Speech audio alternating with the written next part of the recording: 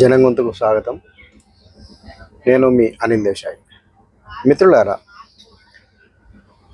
గత 3-4 రోజులుగా భారతదేశ వ్యాప్తంగా ఈవీఎంలపై హఠాత్తుగా చర్చలు మొదలయ్యాయి. 2 రోజుల క్రితం టెస్లా అధినేత ఎలాన్ మస్క్ హ్యాక్ చేయవచ్చు, ఎనీథింగ్ హ్యాక్ అని ఒక్క కామెంట్తో ట్విట్టర్లో తన ఎక్స్లో ఒక్క కామెంట్ పోస్ట్ చేయడంతో మన దేశంలోని కొన్ని మీడియా శక్తులు, ఇతరత్ర రాజకీయ పక్షులు అందరూ కూడా దాన్ని విపరీతంగా ట్రోల్ చేస్తూ హ్యాక్ చేయొచ్చు భారతదేశంలో వ్యవస్థ, ఏదైతే ఈవీఎంల ద్వారా జరుగుతున్న ఎలక్షన్లు ఉన్నాయో వీటన్నింటినీ తప్పుదారి పట్టిస్తూ, అంటే జరుగుతున్న వ్యవస్థను తప్పుదారి పట్టించేలా కథనాలను వండివారుస్తున్నారు. అసలు ఎలాన్ మస్క్ రాజకీయ నాయకుడు కాకపోయినప్పటికీ ఈవీఎంలపై హఠాత్తుగా ఈ కామెంట్ ఎందుకు చేయాల్సి వచ్చింది అనే ఆలోచన ఎవరైనా చేశారా? చేయకుండానే ఎలాన్ మస్క్ ఒక కామెంట్ చేయడంతో మన దేశంలో కూడా దానికి సంబంధించి ఆయన మాట్లాడిన మాటకు మద్దతుగా మన వాళ్ళు కూడా తిరిగి కామెంట్లు చేయడం, దానికి సంబంధించిన కథనాలు వండివార్చడం విపరీతంగా చేస్తూ భారత ప్రజాస్వామ్యాన్ని అపహాస్యం చేసే విధంగా జరుగుతున్న తంతును ఒక రకంగా తప్పుబట్టేలా మాట్లాడుతున్నారు. మరి ఇదే సమయంలో కాంగ్రెస్ పార్టీ కూడా కర్ణాటకలో, ఇటు మన ఆంధ్రప్రదేశ్లో, అటు హిమాచల్ ప్రదేశ్లో అధికారంలోకి వచ్చింది. మరి అక్కడ కాంగ్రెస్ పార్టీ హ్యాక్ చేసిందా? ఈ విషయాన్ని మాట్లాడడం లేదు. అయితే దీనికంటే ముందు మీకు ఒక విషయం ఈ సందర్భంగా ఈ వీడియోలో చెప్పదలుచుకున్నాను. అదేంటిది అంటే, గత 2 సంవత్సరాల క్రితం ఎలాన్ మస్క్ తన టెస్లా కార్లను భారతదేశంలో ప్రవేశపెట్టడానికి అనేక ప్రయత్నాలు చేశాడు. అయితే భారత ప్రభుత్వం ఆయనకేమీ వద్దు, నీ కార్లు మా ఇండియాలో వద్దు అని ఏమీ చెప్పలేదు. ఇక్కడ గుర్తుంచుకోండి మిత్రులారా, ఆయన టెస్లా కంపెనీ కార్లను మన భారతదేశంలో అమ్మడానికి భారత ప్రభుత్వమేమి వద్దు అనే ఆంక్షలు పెట్టలేదు. కానీ ఆయన ఉత్పత్తి చేస్తున్న కార్లకు ఇక్కడ ట్యాక్స్ తగ్గించమని చెప్పి ఆయన నా కార్లకు మీ భారతదేశంలో అమ్ముకోవడానికి ట్యాక్స్ తగ్గించమని చెప్పి ప్రభుత్వాన్ని అనేక విధాలుగా ఫోర్స్ చేశాడు. అంటే ప్రభుత్వము దాదాపు ఇది గ్లోబలైజేషన్లో అనేక దేశాలు, అనేక కంపెనీలు, అనేక దేశాల మధ్య వ్యాపార సంబంధాలు గ్లోబలైజేషన్ మూలంగా ఏర్పడ్డాయి. ఆ సంబంధాల్లో భాగంగా ఎలాన్ మస్క్ కూడా తన టెస్లా కార్లను భారతదేశంలో అమ్ముకోవచ్చు. కానీ ఇక్కడ ఉన్న భారతదేశంలో ఉన్న ట్యాక్సేషన్ విధానానికి అనుకూలంగా మాత్రమే అమ్ముకోవాలి. ఎందుకు మరి ఒక టెస్లా కార్లకు మాత్రమే ట్యాక్స్ తగ్గించి భారతదేశంలో అమ్ముకో అని చెప్పినట్లయితే, మరి మిగతా కంపెనీలు చాలా వందలాది కంపెనీలు ఉన్నాయి కదా, మరి ఆ కంపెనీలకు కూడా ట్యాక్స్ తగ్గించాల్సి వస్తుంది కదా. అటువంటప్పుడు భారతదేశానికి సంబంధించిన ఆదాయము పడిపోదా? అందరికీ ఒకే విధానం అమలు చేయాల్సి ఉంటుంది. కానీ టెస్లా కార్లకు ప్రత్యేకంగా విధానాలు రూపకల్పన చేసి వారికి ట్యాక్స్ తగ్గించి ప్రత్యేక వెసులుబాటు ఎందుకు ఇవ్వాలి? అది అవసరం లేని ప్రశ్న.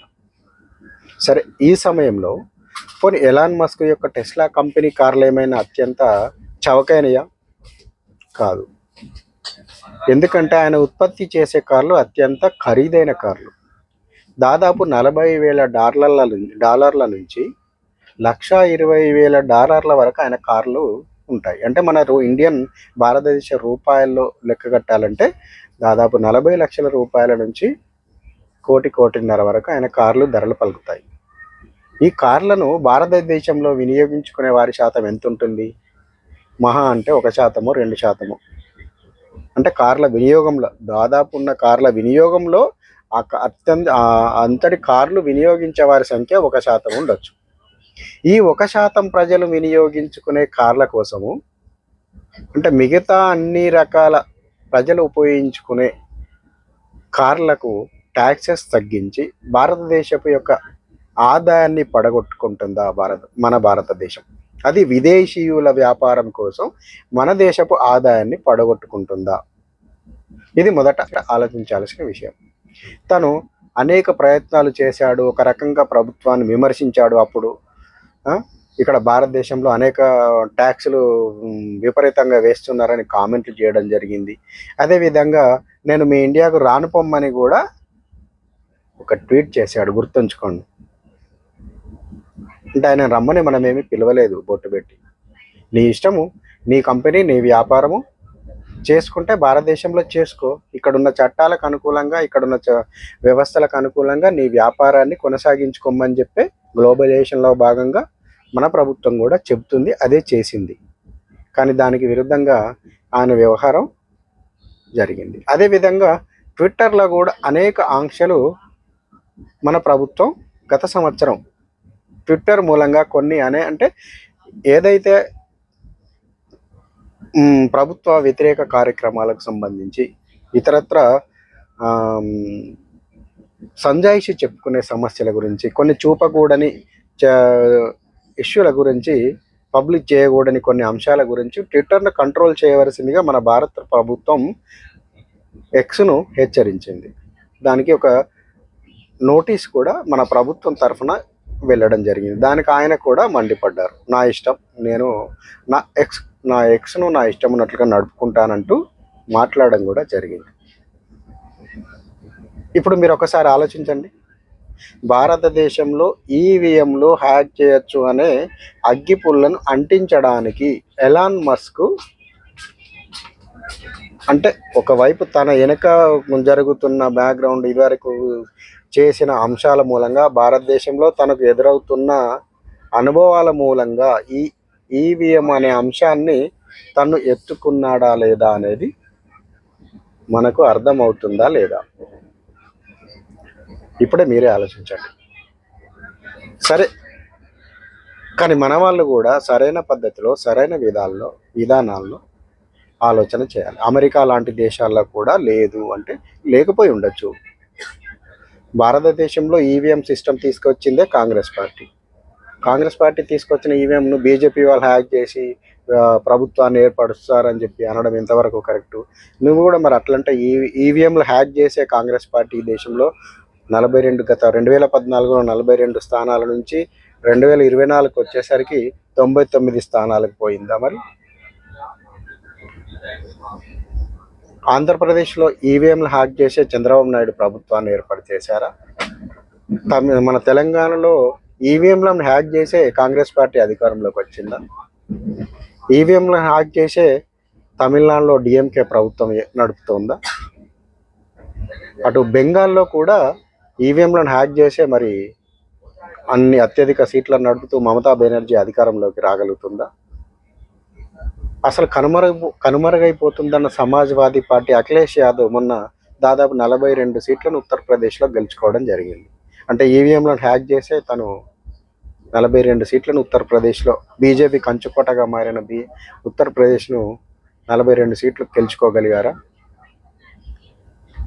అంటే అసందర్భమైన, అసంబద్ధమైన మాటలు కూడా ఆలోచించి మాట్లాడాల్సిందిగా జనం గొంతు ఈ సందర్భంగా చెప్పదలుచుకున్న విషయం.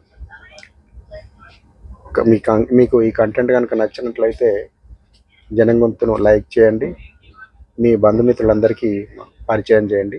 అదేవిధంగా మీ అభిప్రాయాలను నిర్మమాటంగా కింద తెలియజేయండి. అదేవిధంగా జనం గొంతు నుంచి ఇంకే విధమైన మరే విధమైన సమాచారాన్ని మీరు కోరుతున్నారో కూడా కామెంట్ల రూపంలో తెలియజేయండి. జై హింద్, భారత్ మాతాకి జై.